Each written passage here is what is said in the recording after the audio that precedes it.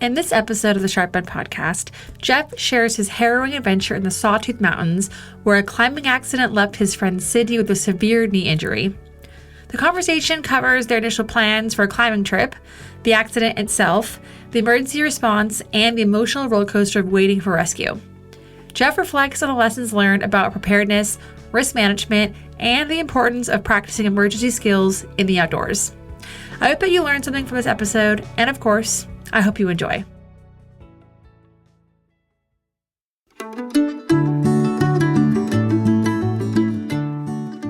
Yeah, hey everybody. My name's Jeff. I am an Arizona-based tour guide / outdoor professional.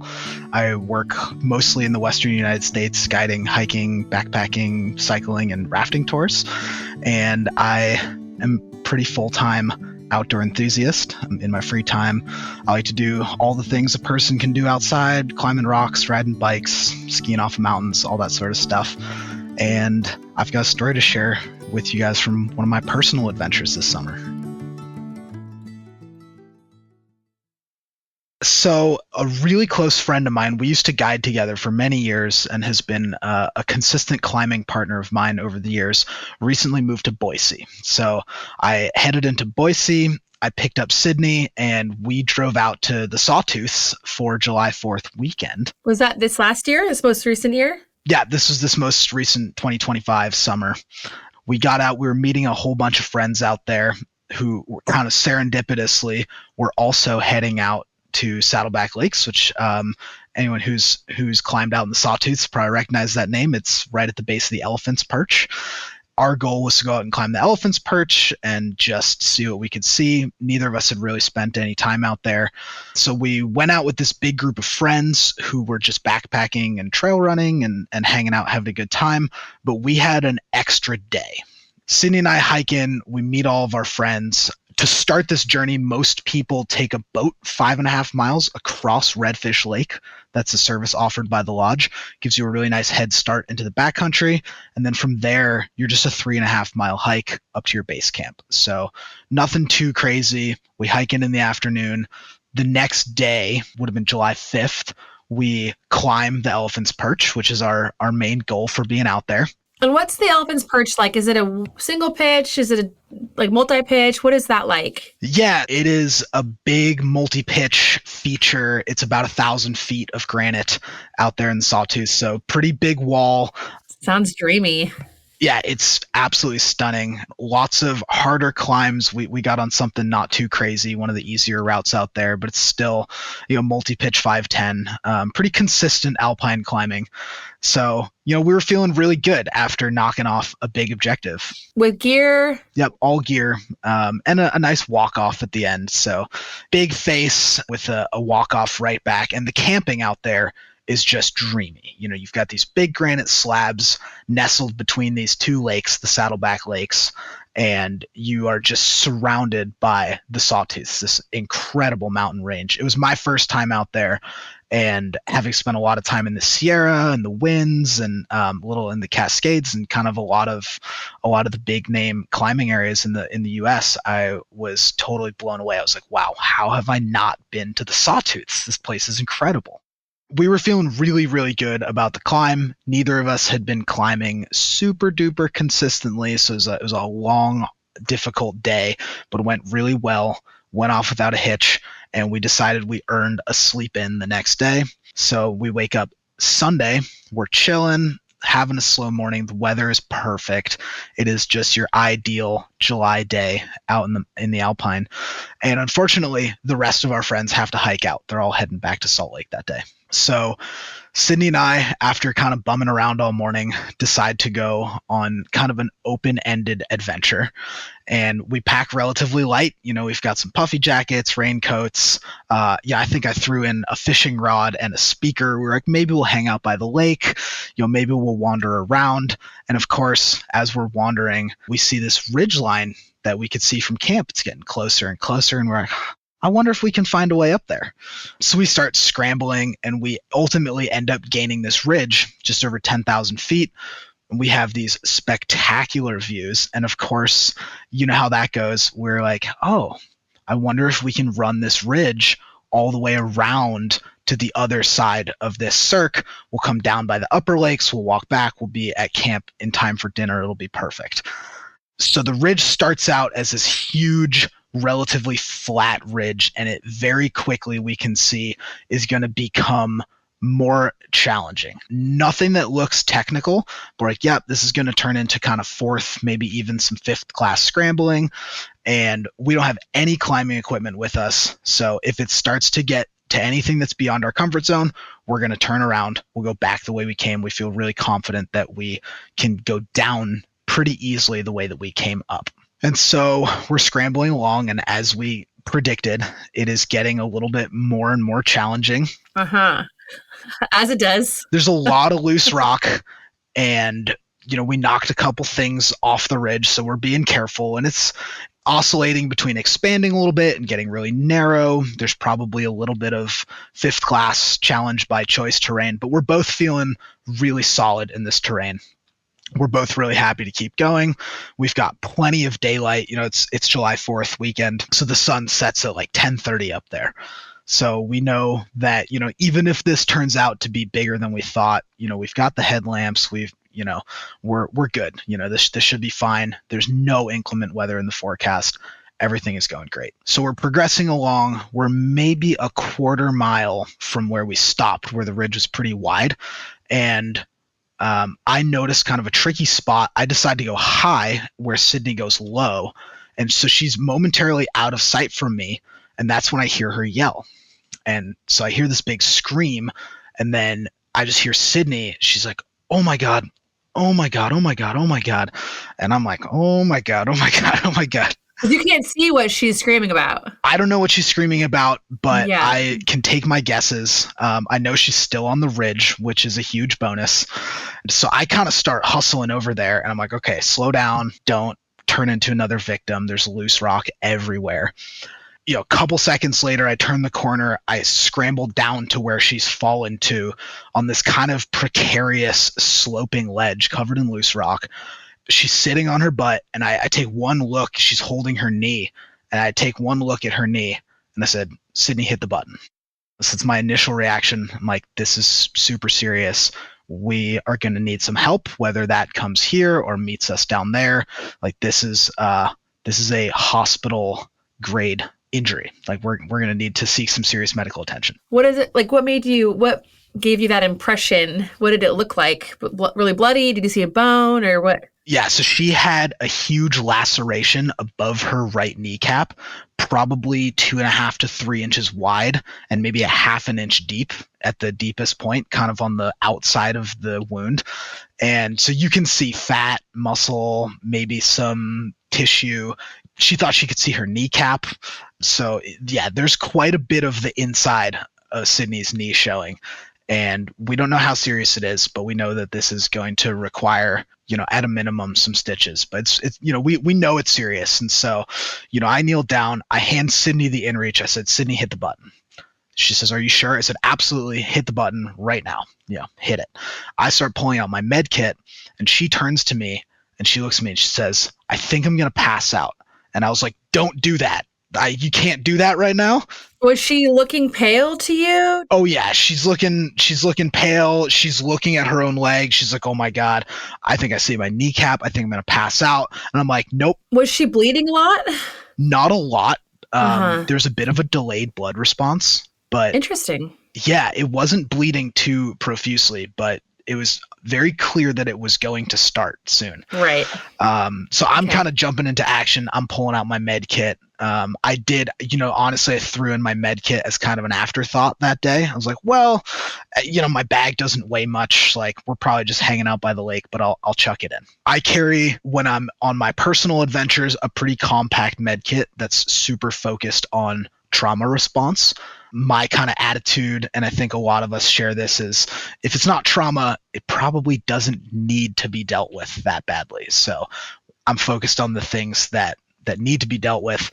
ABCs, right? Airway, breathing, circulation. So I'm looking at Sydney. I'm like, "Don't pass out. I need you to hold this wound closed for me." And she's like, "What?" And I was like, "Yeah, I literally took her hands and I placed them over the wound and I squeezed her fingers shut. I said, 'Hold this. I need you to hold this.'" So I pull out, if you're familiar with zip stitches, it's kind of like a little zip tie. Yeah. Super sweet. Highly recommend to anybody to add them to their med kit. They're really lightweight. So I throw some zip stitches over the wound, zip that shut, and then I pull out a pressure bandage, also known sometimes as an Israeli bandage, which is basically this major trauma pad with kind of an ace bandage attached to it. And it has these plastic clips that you can crank it down pretty tight, almost to the point that it can be used effectively as a tourniquet, which I decide not to crank it that tight. Very thankful for that. But we get it cranked pretty tight, and this is all happening super fast. And within a few minutes, let's say under 5 minutes, we've got it covered up. It's not bleeding. It's seemingly pretty taken care of. And we're like, okay, we can take a minute to breathe here. Yeah. Let's collect ourselves. I'm like, are you okay? She said, yep, I think I'm okay. I said, do you think you can walk? And she said, no. I'm like, all right, well, that certainly changes things a little bit. And we're in a pretty precarious spot. Like I mentioned, we are on this kind of sloping ledge on the backside of this ridge. We're in the shade. It's just before 5 p.m. So we've got quite a generous amount of daylight, but it's getting there. You know, we certainly don't have all day. I'm just really rapidly running through the options in my brain, and there's basically two options: sit here with Sydney and wait, or go back to camp and try to get overnight supplies and bring them back. That's probably a 4 to 5 hour round trip by myself, not seeming like the greatest option. And we're kind of talking about this, and we're checking in on each other. And I said, hey, you know, I'm going to see if I can get cell service if I scramble to the top of the ridge. So I do that, not far, maybe 50 feet. And all of a sudden I can see the road and I have cell coverage. My cell phone is pretty low battery at this point, maybe 25% or so. But I call 911, and you know, they respond. I said, hey, you know, I am in the Sawtooth Mountains right now. I just triggered my Garmin inReach. They said, oh, you're Jeffrey. I said, yeah, I'm Jeffrey. They said, how's Sydney doing? So I give them kind of a synopsis of what's going on. You know, we're stable, but we're in a bad spot. And, you know, what do you think? Are we going to have to spend the night out here? What is this looking like? And they're like, no, don't worry. We got you guys covered. Like, someone's going to come get you. So this is a huge relief, obviously. You know, I have to leave where Sydney is to get cell service. So I'm kind of running back and forth for the next couple hours, trying to communicate with the search and rescue team and trying to keep Sydney in the loop. And, you know, meanwhile, she's just kind of hanging out on this little ledge in the shade.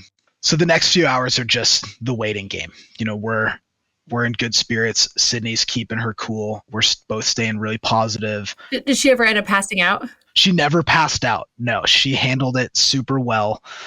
We're trying to distract each other. We're telling each other stories. You know, we're trying to share some giggles, and we're huddled together in this little spot and this little ledge that she fell down. Were you not able to move her up and off that ledge to a better spot that wasn't so precarious? Yeah, so that was a thought, and at first we decided not to. She didn't want it. You know, we tried moving her a little bit, and it was pretty painful and pretty difficult because of the terrain and her inability to put any pressure on that leg. And so we decided to scrap that plan. And after maybe 3 or 4 hours, I was like, hey, I think we need to try this again, because if we do end up having to spend the night here, we need to be in the sun as long as we can. You know, we're already getting cold and the sun's not even down. So at this point, I'm starting to worry about hypothermia. Sydney's a pretty petite gal, and, you know, thankfully I'm monitoring her for signs of shock. She's not showing any, but it's definitely on my mind that, hey, you know, if she gets cold, her body could go into shock, and this could become a lot more serious really quickly. Eventually, you know, I convinced Sydney, hey, this is what we got to do. I found a sunny spot. It's like maybe 150 feet away, pretty far when you have an injured leg over that sort of terrain. And I kind of run this 150 feet a few times, kicking every rock that I can find, getting rid of every loose, wobbly rock and just trying to learn this little route as well as I can so that I can help Sydney get there. And so what that basically looks like is I was holding her leg out straight because anytime she bent her knee, she was in a ton of pain. And she would put down her hands and use her one leg to scooch from rock to rock in this kind of fourth class terrain as I held her leg out straight and helped her reorient her body until we finally made it to this spot in the sun. So we've got a really clear view of the western horizon now, and we know that we're going to get sunshine pretty much until the sun goes down, which turns out to be huge. And so now we're in the sun. It's beautiful. It's lovely. We're trying to have these little appreciation moments of like, wow, the views up here are so great. And what a perfect day. At least it's not raining. At least it's not raining. At least it's not raining. Yeah. Says every outdoor educator in the world. Right. And it's not windy. And it's, we're like, hey, we're above the elephant's perch. We can see the climb we did yesterday and we can see camp, but we can't get to any of it. But we're trying to just be really positive. And around 9 o'clock, at this point, my phone is on 5% or so. I get a text directly from the search and rescue coordinator for the Sawtooth Mountains that says, hey, unfortunately, we're not going to be able to come rescue you tonight. You guys are going to have to spend the night. Oh. And my heart just sinks, and I kind of sneak away, and I use the last bit of my battery, and I call them directly, and I was like, hey, fill me in what's going on. And they said, here's the deal. Basically, this is a technical rescue over 10,000 feet, and there's only one rescue team that can come and get you, and that's the Idaho National Guard. No one else is equipped for this. And they're timed out. They can't fly anymore today. We have other rescues going on. Again, it's July 4th weekend. All of a sudden, we're like, oh, yeah, we're not the only people out here. And it's easy to be sitting there like, come on, where are they? And you're like, well, there's someone who might be dying or a higher priority rescue. And, of course, the rescuers also need to make sure they're being safe. So the National Guard timed out, and that was that. They're like, yep. And I was feeling a little bit frustrated because I kind of felt like I had opportunity. I had time enough to change our situation, but that time is now gone. It's 9 o'clock. There's no way at this point that I'm going back to camp and getting our overnight supplies. And we're like, all right, this is us. So I break that news to Sydney. She had a tough moment there, and there were some tears, and we had, throughout the last few hours kind of taken turns, like having our mini breakdowns and, helping each other through that. And, each one of us staying strong for the other one. But in this moment, we're both feeling pretty sad and pretty freaked out about what this means. And again, I've got genuine hypothermia concerns, more so for Sydney than myself, given her injury and just her physiology. I'm kind of built like a square, so I retain body heat pretty well. But we're like, all right, this is us. I do the best that I can to create the flattest spot possible. It's pretty miserable, not a bivvy spot that I would ever choose or recommend to anybody, but I kind of managed to flatten out maybe a 4 foot by 3 foot kind of depression in this ridge that at least it's safe. It's not comfortable. We're super crammed in there. It's not exactly flat, but it is a safe spot to spend the night where there's no fear of falling or rolling off this ridge. We're in a spot where the ridge is maybe 30 or 40 feet wide. So we have enough space to move around. It's not like we're on this knife edge, but it's not exactly a generous surface or a generous space for someone who has seriously limited mobility. And so we're trying to make this spot as comfortable as we can. We empty out the backpacks. We're joking like, thank God we brought that fishing rod. That's really going to help us out up here.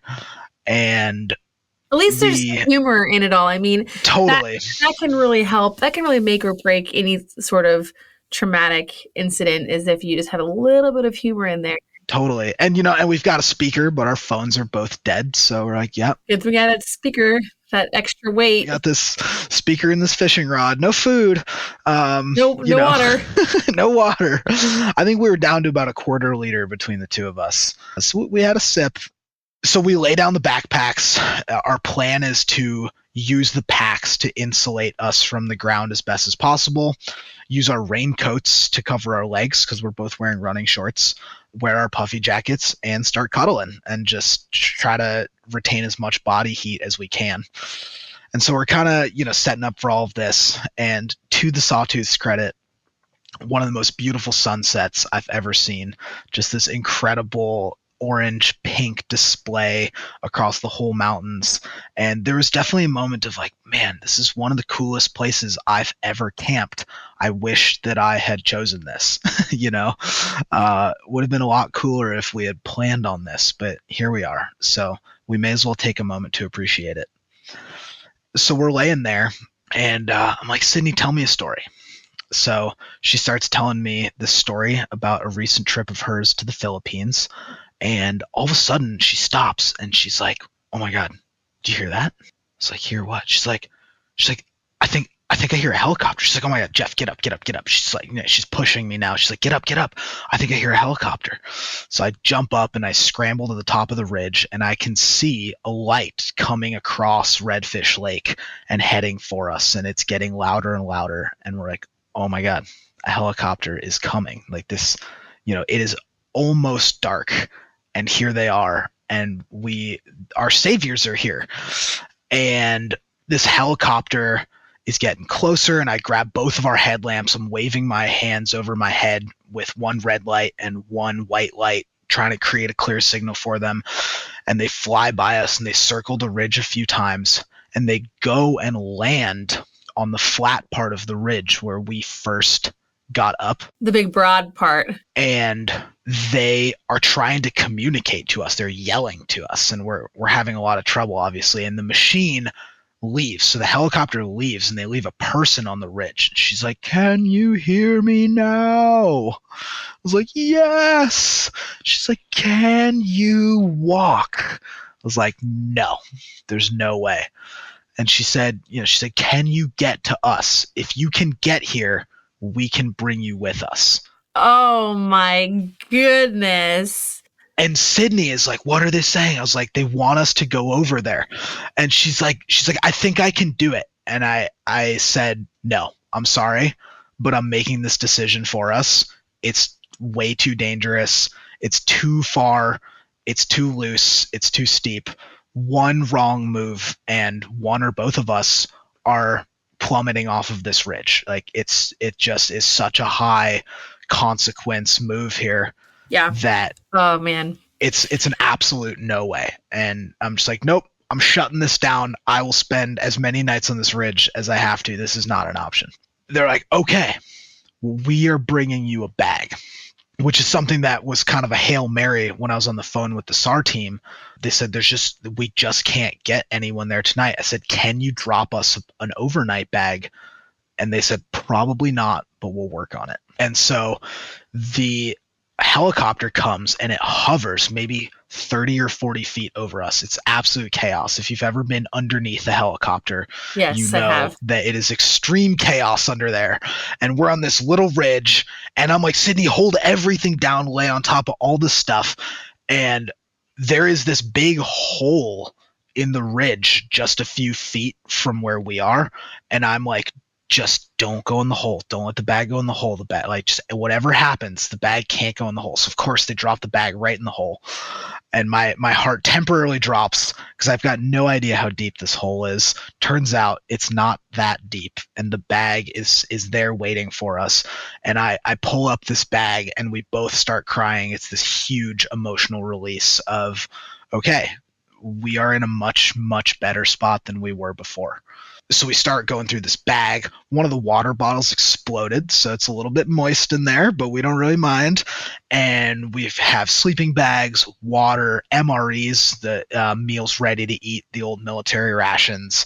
And we have pads and bivy sacks, and they've even put in this bag of batteries and a first aid kit. It's this really, really thoughtfully put together backpack of, pretty much everything you want while you're benighted on a ridge at 10,000 feet in the Sawtooths. So I'm not going to say that our perch became comfortable, but it did improve significantly. And I made us some food. I set us up the bed. I get Sydney shimmied into this sleeping bag and get the pads all set up. And, a couple hours later, I pass out. I'm just dead tired, and I managed to sleep for a little bit. I know Sydney had a rougher night than I did, dealing with some pain on and off, but at least we know that we are in a really stable spot for the night. And so the next morning we wake up. It's another glorious day, thankfully. Thankfully, yeah, at least it's not raining. Right, and we appreciate the West for its benevolent lack of humidity. So there's no dew, there's nothing. And of course, the nights are short. Nighttime's only 6.5 hours or so this time of year. So the day comes pretty quick, and we're in good spirits, and Sydney's in good spirits, albeit in some pain still. And, we spend a few hours waiting. We have some breakfast, make a hot tea. We're like, oh, now that we have all these supplies, it's a little bit cheerier. We can pretend we want to be here. And finally, we hear the helicopter, and there's a Black Hawk headed our way from the National Guard. And they again circle us a couple times. We get all the stuff packed away, and they hover over us and they lower this guy onto the ridge. He looks like a freaking stormtrooper, right? With the face mask and the helmet. And the heli buzzes off, and he's like, he checks in on us. Are you okay? Kind of takes a quick look at Sydney's knee. He's like, yeah, that's good to go. You guys ready? We're like, yeah, we're ready. So all right, let's get out of here. So they call the helicopter back, and he straps Sydney into this thing. I believe they call it a screamer suit. It's kind of this full body emergency harness. It looks like you've been scooped up by a technical hammock. And he kind of straps her in, and he's giving us the instructions. He's like, you ever been in a helicopter before? And Sydney's like, yeah, but not like this. And he goes, well, you nervous? She said, yeah, I'm pretty nervous. He goes, well, we're the best there is. Oh, that's so reassuring. Yeah, we'll take that. Yeah, we're like, that's sweet. So they get her clipped on. They pull her up into the helicopter. They've got this big steel cable on a winch, right? And then they drop another guy. I get the less inspiring waist harness, and it's my turn to get hoisted. And same thing, so as soon as they pull you up off of the ground or the ridge, wherever you are, the operator, the rescuer, kind of bear hugs you. So they're wrapping their legs and their arms around you, and you are suddenly thousands of feet off the ground because you've been lifted off this tiny ridge. The whole mountains fall away, and you are spinning underneath this hurricane that is the helicopter rotors. It's super intense and also really beautiful. And you're like, wow, this is one of the coolest things that's ever happened to me in a really, really terrifying, let's never do it again kind of way. And they winch you up there, and then these guys are pulling you in, and they get us in there, and it's just this obviously huge relief. Okay, we're in the helicopter. This is finally almost over. So it's about 9 a.m, 16 hours after the fall. 16 hours it's not nothing for a traumatic injury, right? So there's some fear that what's happening below the bandage. Is there more blood loss? Is there damage that is occurring that is getting harder and harder to repair? So all these kind of questions are popping up that we've been able to kind of largely push away during the rescue effort because we're just focusing on getting out. And now that we're getting out, we can start asking some of these harder questions that we've been ignoring. And so they're zooming us over to Stanley, Idaho. This is the closest airstrip. I think it was a 5 or 6 minute flight. So pretty darn close when you're in a Black Hawk. I will say I have one complaint about Black Hawk helicopters. There's not enough windows. They're definitely not sightseeing helicopters. No, they're not. So pretty limited view, but still a cool experience. And the original team member who got lowered down is the medic of their crew, and he kind of is pantomiming to me. He points at Sydney's knee, at the wrap on her knee, and he points at me, kind of asking like, "Hey, did you do that?" And I nodded, and I was like, "Yeah, I wrapped it." and he opens up his med kit and he pulls out the exact bandage that I had used to wrap her knee, and he hands it to me and gives me a little fist bump. And all the guys on the chopper are just giving me these thumbs up and smiling at me. That must feel really good. Yeah, that was honestly a really intense emotional moment for me. This huge source of validation that like, wow, I was like, I did it right, you know? Yeah. And I am like near tears. I'm like, don't cry in front of the National Guard. But that was a huge moment for me of kind of affirming that we made the right choices and that I was prepared to deal with a situation like that. And, you know, it's a hard thing to face when you are in a situation where you've kind of run out of options. You know, we try to practice self-reliance in the mountains, and to be in a spot where you just recognize, I need help. I cannot fix this on my own. And if nobody comes for me, I don't know what's going to happen. And it's a really scary thing to grapple with. I've dealt with a good number of medical emergencies, mostly as a professional guide at work. And I've never been in a situation quite like that with such extreme access issues where I just felt like I had no more options. So it's definitely, you know, this huge wave of emotion of like, yeah, okay, we did a couple things right here. You did a lot of things right, it sounds like. Yeah, thanks.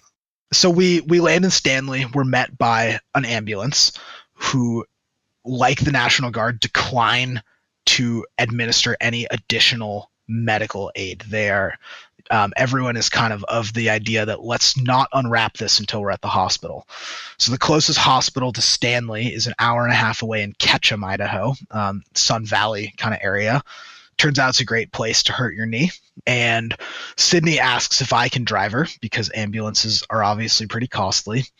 So I drive Sydney an hour and a half out to Ketchum.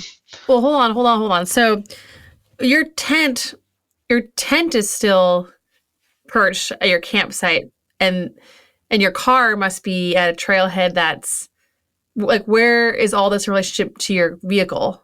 We are parked at a trailhead about 5 or 10 minutes out of Stanley. Oh, okay. And so one of the guys on the paramedic crew offered to give us a ride in one of the fire trucks, basically, or like it's just a pickup truck. So they drop us off at my car, super close by. The stuff is still in the mountains. It's at Saddleback Lakes. All the climbing gear, all the camping gear, the bear hang, everything's out there. And this is a later problem for me. What we call tomorrow's problems. But I just wanted to get clear, like, where, because sometimes when these types of things happen, you know, the vehicle is unfortunately 5 or 6 hours away from where the person ends up going to the hospital. So that's why it's a logistical nightmare that can happen when you don't plan that far in advance. So. And I was thinking about that, and I asked the National Guard, I was like, hey, where are we going? We're going to Stanley. I was like, any chance you could drop me off at camp real quick? And they're like, no way. Like, we're going to Stanley. Yeah. You asked. I mean, because it was on my mind for sure. I was like, this is a me problem. Sydney can't walk. So this is obviously me problem to figure out how we're getting all of our stuff back. I'm heading to Alaska in a week. I kind of need that stuff because I got a pretty big trip coming up. So I drive Sydney to the hospital. I get her checked in. I get her all set up. I get her, phone, laptop, charging cord, whatever she might need. And once she's kind of all settled, I'm like, all right, I'm going to go. Like, I'll see you. I'll be back tonight. I'll see you when I see you. But I'm going to go. I'm going to get the stuff. So I start driving an hour and a half back, and I'm like, how am I going to do this? How am I going to carry 2 people's worth of stuff out of the mountains? We've got all the climbing gear, a couple days of food. I'm like, I don't think I can do this by myself. So I end up calling the Sawtooth Mountain Guides, and they're a little outfit based in Stanley. I explained my situation. It's like, yep, I'm the guy who just got flown out on a helicopter. I'm heading to Redfish Lodge. I need a porter to meet me there in an hour and a half.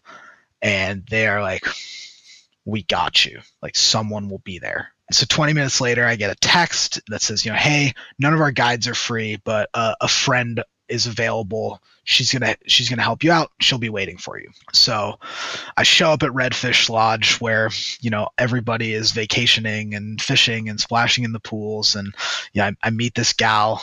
I'm like, you ready to go? Cool. We go back to the boat. I'm like, hey, I was here yesterday or a couple days ago, and this is my situation. Can you give me a ride? So they're super good about it. They normally wait for their boats to fill up before they head across the lake, and they're like, sweet, let's go right now. So they bring us over, and they're like, whenever you get back, flag someone down, like call us, get in touch, do whatever you have to do. Like, we will come get you no matter what time, because they have these scheduled pickups. And so they're really being so understanding and so cool. And the two of us then hike back in up to the elephant's perch. And for the first time, I'm kind of feeling my body relax. I'm like, okay, all I have to do is go for a walk now. This part I'm good at. And we hike up there, we break down camp, we get all the stuff, and it's about 3:30. And I'm like, all right, if I can get down for this 5 o'clock boat, this would be amazing. Otherwise, the next boat's at 7, unless I can get a phone call to these guys somehow. So I'm kind of in hustle mode, and we start hauling down the trail, get there just in time to catch the boat. My porter she's a little bit behind, and I was like, can you please just come back after you drop these people off? And they're like, we got you, don't worry. So the porter shows up, we've got all the stuff, the boat comes back, they take us back across the lake.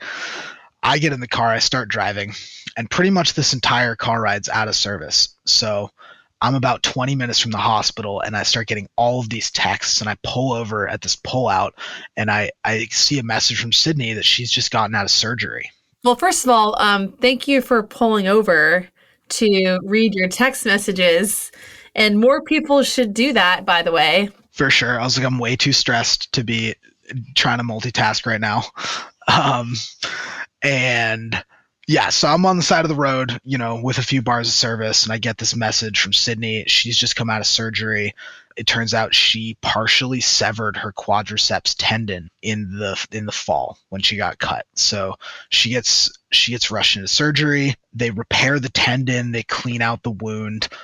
I get this awesome voice note from Sydney, who's obviously been given some anesthetics and some hospital grade drugs. And she's like, hi, when are you coming back? I got you a burger.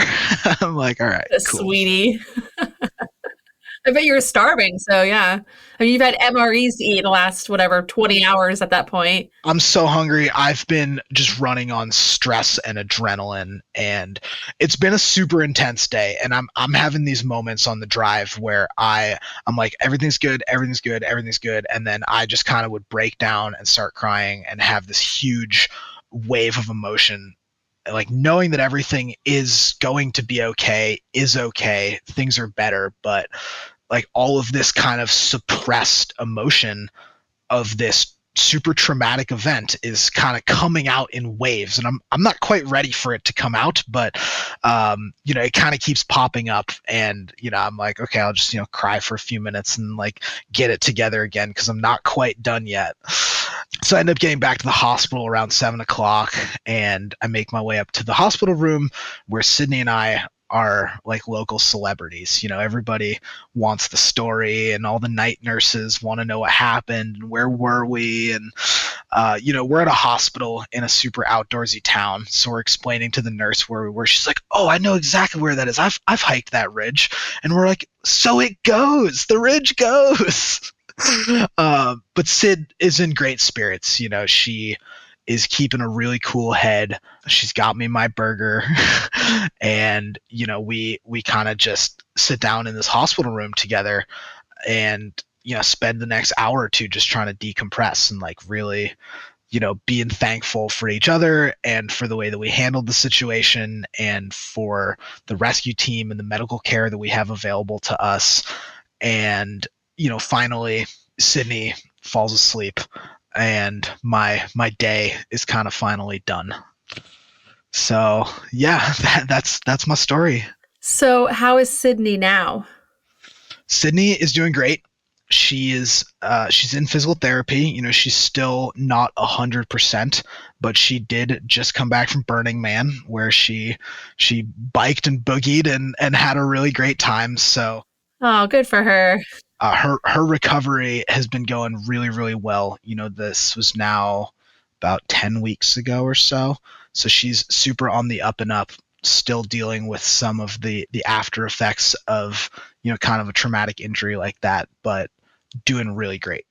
So you got all your stuff back. You made a new friend who helped you out by hiking it all out. City's doing good. You had an epic trip to Alaska for over a month shortly after, only a week after this incident happened. And so have you and Sydney debriefed this since, that hour or two once you came back, eating your burger, hanging out with him, decompressing, or hanging out with her? Did you guys debrief this post that night? Yeah, we did. So I spent a few days hanging out in Boise at her place until her mom came and took over as caretaker. Because she's going to need some help getting around. I mean, she probably had crutches, I'd imagine, but it's still like getting in and out of the bathtub. I've had knee surgery 3 times, and just getting in and out of the bathtub is nearly impossible with one leg. So you need that extra help. And with her having a partially severed, you said quad tendon? I stuck around for a couple days. Kind of the cherry on top was that I was actually heading off that week pre-Alaska to the American Pack Rafting Association hosts an annual meetup in Idaho. And I had a friend flying in from Alaska and a friend flying in from New Zealand who both have arrived in Boise so that I can take them to this event. And I actually used one of my last bars of service to call my friend in New Zealand from this ridge. I was like, hey, bro, so you know how I said I was going to be at the airport to pick you up tomorrow? Yeah, I'm stuck on a ridge waiting for a Black Hawk and I'm not going to make it. Please call Jewel goodbye. And so we show up to their house and they're there waiting for us. I'm just like, listen, I can't go to this thing right now. Like, you guys take my truck. I'll find my way up there at some point. So I kind of I packed them into my truck and sent them up to the roundup, and I stuck around with Sydney. But I actually left my vehicle with her in Boise when I went to Alaska. So I spent a weekend in Boise when I got back from Alaska, and to be greeted by a standing Sydney out of her knee brace without crutches, at the door when I got back was just super heartwarming. Yeah, I bet. With a burger. And we had with a burger. Yeah. So we had a whole weekend to kind of just be like, we're okay, things are good. And, we've been really, really close friends for many, many years. And we're kind of joking. We're like, well, now we're trauma bonded. So we're officially stuck with each other. Yep. That's how it happens. So, what did you learn? What did you and Sydney learn from this incident? Yeah. So, I'm going to start with the super cliche one right off the gate, the always be prepared, right? So I kind of mentioned that my med kit was a bit of an afterthought. I was like, oh, we're just hiking around. Maybe we'll hang out at the lake. Maybe we'll scramble a bit. But I think that we're all prone to kind of calibrating our adventures and deciding, what the level of risk is and what do we need to bring. And I have definitely been guilty of not having that stuff with me. Yeah. And you almost didn't have it with you. I almost didn't have it. And so the kind of huge lesson for me there is, if you're in the backcountry, I mean, really, it should come on all adventures, but particularly if I'm in the backcountry, my med kit and my inReach are coming no matter what. Doesn't matter how heavy the pack is. It doesn't matter how chill the adventure seems. This kind of stuff can happen anywhere, and often does happen in environments that you're not expecting it to. Not while you're off on the climb, but while you're off on the easy scramble the next day. Of course, that's complacency. But, and it might not happen to you and your partner, but you might run into another team that needs it where you have it. So even if you don't think it could happen to you, and it might not, it would happen to somebody else, right? And you are the one that's prepared because you brought the med kit. Yeah, and as a trained woofer and as a professional in the outdoor industry, I feel an obligation to step in any situation where I can. And that kind of brings me to my next lesson, which is that you are only as good as your practice. And I'm going to differentiate practice from training. I think that's really important, because we can be trained, but if you're not practicing the skills that you have, they are perishable. And obviously, if you are a wilderness first responder, that's something you need to recertify every 2 to 3 years. But those skills are super perishable. And even within 2 or 3 years, if that's not something that you're not putting into practice, then it's not really something that you're good at. 100%. And also medicine changes.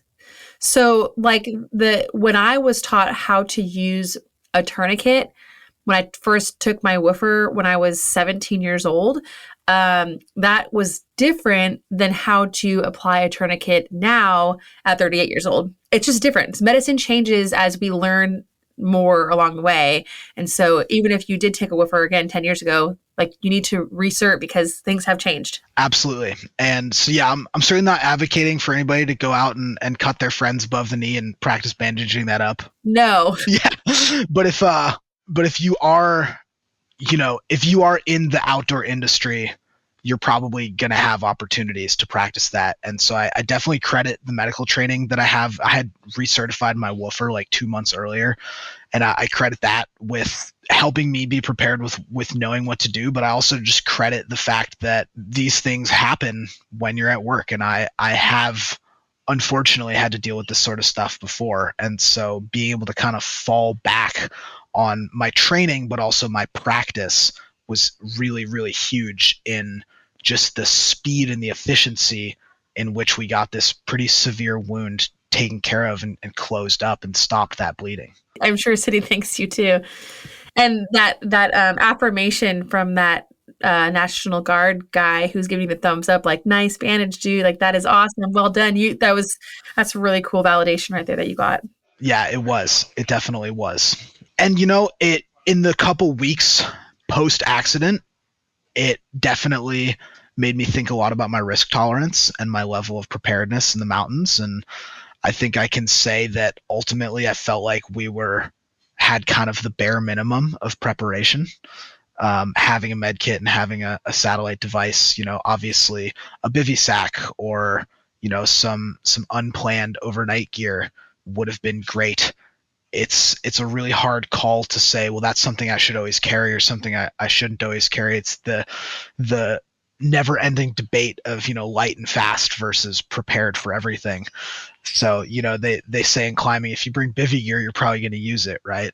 So it's a hard balance there to decide what you want, but it definitely made me think, is this a level of risk that I'm comfortable with? And I think ultimately I had to really look inward a little bit and think critically about that. And I think I decided, yes, it is. And as an outdoor professional and as a recreational outdoor enthusiast, I kind of looked at this as this is the type of situation that can and probably will happen again if I continue to spend the amount of time that I spend in the backcountry and in the outdoors. This has to be something that I'm okay with, and being able to embrace the fact that I could be injured in this way and can and will deal with more injuries in a similar fashion. And so kind of doubling down on all of that stuff of just saying, okay, I'm taking the risk, but it's up to me to be prepared of how to deal with it. Did you have that conversation with yourself prior to flying up to Alaska to do a 1 month backpacking trip through the Brooks Range? Because that is such a remote place, and getting help up there is hard to next to impossible. There's tons of bears and wolves up there. So it's like the thought of you having a laceration is pretty high considering all the living creatures and bushwhacking that you guys did in that area of rockfall, all the loose rock in the Brooks and the Arrowgetch Peaks and all that stuff. So was that a conversation that you had prior to flying up? Definitely. And I was pretty shook, honestly, by the whole thing. I was feeling a little stressed and a little bit of trauma from that. And I never considered not going, but I was like, man, you know what sounds better than 20 days in the backcountry is like some chill cragging close to the car for a couple weeks to screw City my of head back Rocks. on. Yeah, right. It's like City of Rocks would be sweet. Instead, I am heading into the most remote place I've ever been for the longest human-powered trip of my life, and I don't feel great about it. But I had a lot of confidence in my team for that trip. The two people that I was out in the Brooks Range with are two of the most competent and capable people that I know. They're both professional guides. They're both total badasses. And they are the people that I would most want to be by my side in an emergency.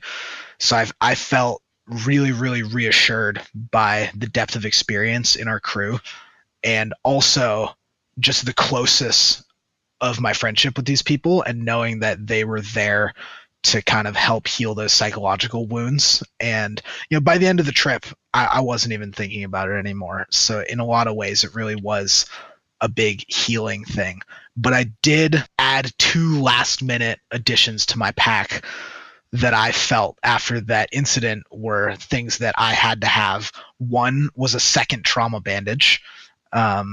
If you have a bear attack or something like that, it's quite possible that you have more than one trauma victim. And the other or one, like more than one deep laceration. Yeah, absolutely. And the other one was just a battery charger, because my phone did die during our rescue, and the InReach had plenty of life to see that through. But if you've ever used an InReach without it paired to a phone, it is just so much more difficult to communicate, and it's so much slower. And I was like, if we're in a situation out there, I want a phone that's not going to die, and this half-pound battery bank is coming with me. Those are great additions. Same. I did the exact same thing. My mother got me a pretty big battery pack that has 3 different cords attached to it that I always take. It's pretty heavy, but it doesn't matter. And also one side of it is solar powered. So that always comes with me on everything. We have my partner, we both actually have InReaches. I have a mini, he has one of the bigger ones, and I also have a Zoleo. And I think I have 6 first aid kits that are all built for different sort of activities that I'm doing that I always take with me. And you've heard too many horror stories, I'm sure. I have. I'm traumatized. Yeah. From your stories. Yeah, I bet. From all my guest stories. I've trauma bonded to all of you. So those are 3 really good lessons. Do you have any other lessons that you want to share with us? I think those were kind of my big takeaways with, ultimately it coming down to that big question. Is this acceptable for me? Is this a risk that I'm willing to take on? And every one of those lessons kind of built to that, and me ultimately saying, yep, this is what I do. It's how I spend my time. And these are the inherent risks of climbing and adventuring in the outdoors. And I'm cool with it, but I'm going to continue to take greater precautions than I have in the past, and make sure that my ability to meet trauma and emergency goes a little bit beyond the bare minimum.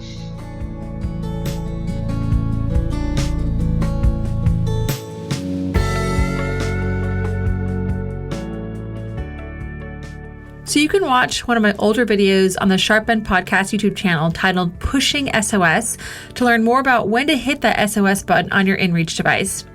And don't forget to like and subscribe on YouTube. Thank you so much, Jeffrey, for sharing your story. Thank you to Sydney for giving special consent to share the story. And thank you for listening to my podcast. Thank you to each and every one of my Patreon supporters. I literally could not produce this podcast without your support. And I hope that you're enjoying all the special Sharp End bonus content available only on that platform. Thank you so much to the episode sponsors, Rocky Talkie and Desert Mountain Medicine. And don't forget to head on over to the sharpendpodcast.com/store, STORE, to buy your Sharp End swag. We have t-shirts, sun shirts, zip hoodies, and hats. The perfect holiday gifts for you or your adventure partner. And that purchase goes directly back into supporting my podcast. And as always, remember, play hard and be smart.